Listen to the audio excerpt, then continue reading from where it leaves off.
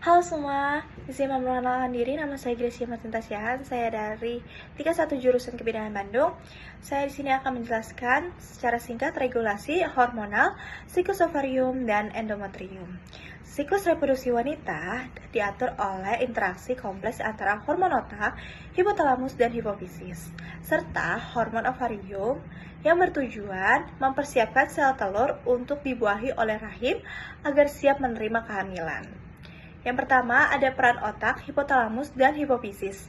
Hipotalamus menghasilkan GnRH atau gonadotropin releasing hormone.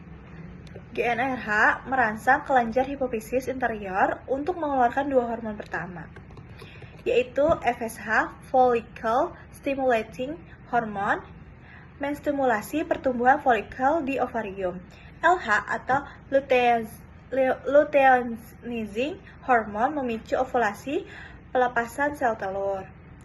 Yang kedua ada regulasi di ovarium, siklus ovarium. Fase folikular pada hari ke-pertama dan ke hari ke-14, FSH membantu pematangan folikel. Folikel menghasilkan estrogen. Pembuahan endometrium menebal.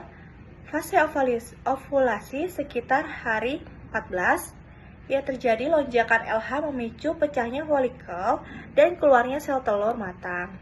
Fase luteal pada hari 15 sampai hari ke-28, folikel yang pecah berubah menjadi korpus luteum yang menghasilkan progesteron dan sedikit estrogen. Progesteron menjaga endometrium tetap tebal agar siap menerima embrio.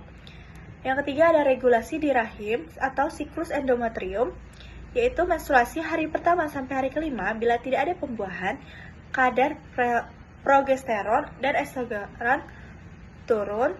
Lapisan endometrium lurus sebagai darah haid. Proliferasi pada hari ke-6 sampai hari ke-14, estrogen dari folikel merangsang pertumbuhan kembali dinding rahim.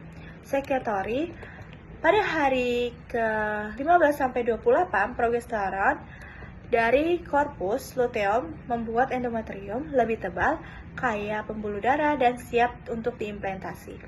Yang keempat, ada jika tidak ada pembuahan, korpus luteum menyusut progesteron dan estrogen menurun, endometrium luruh kembali, siklus menstruasi dimulai lagi. Yang kelima, ada jika terjadi pembuahan, embrio menghasilkan hormon HCG, human chorionic gonadotropin, yang menjaga korpus luteum tetap aktif sehingga progesteron tetap tinggi, endometrium tidak luruh, dan kehamilan bisa berlanjut. Kesimpulannya, siklus ovarium dan endometrium adalah hasil kerja sama GnRH, FSH, LH, estrogen, progesteron, dan HCG. Hormon-hormon ini memastikan pematangan sel telur, ovulasi, serta persiapan rahim untuk kehamilan. Halo teman-teman, kali ini saya akan menjelaskan tentang siklus menstruasi. Tetapi sebelum saya menjelaskan, izinkan saya untuk memperkenalkan diri. Izin memperkenalkan diri, nama saya Gracia Martinta Syahan, saya dari tingkat 1 jurusan Kebidanan Bandung. Di sini saya akan menjelaskan tentang siklus menstruasi. Siklus menstruasi adalah perubahan fisiologi yang terjadi pada tubuh wanita setiap bulannya.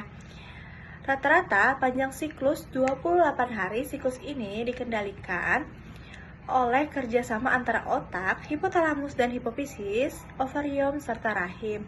Ada 4 fase utama. Yang pertama ada fase menstruasi pada hari ke-1 sampai hari ke-5. Lapisan rahim menebal akan turun karena kadar hormon estrogen dan progesteron menurun sehingga terjadi pendarahan menstruasi. Fase folikular atau proliferasi pada hari ke-6 sampai hari ke-13, hormon FSH merangsang pematangan folikel di ovarium. Folikel menghasilkan estrogen yang menebalkan kembali lapisan rahim. Fase yang ketiga ada fase ovulasi. Sekitar hari ke-14, lonjakan hormon LH menyebabkan sel telur dilepas dari ovarium. Inilah masa subur seorang wanita. Yang keempat ada fase luteal atau sekretory pada hari ke-15 sampai hari ke-28. Folikel ini pecah berubah menjadi lopus luteum, menghasilkan progesteron untuk mempersiapkan rahim menerima jika tidak ada pembuahan, kadar hormon turun, rahim menurun, dan siklus baru dimulai. Jadi, siklus menstruasi adalah persiapan wanita untuk kehamilan setiap bulan. Bila tidak terjadi pembuahan, maka akan terjadi menstruasi. Sekian penjelasan singkat saya tentang siklus menstruasi. Semoga bermanfaat apa yang saya jelaskan. Terima kasih.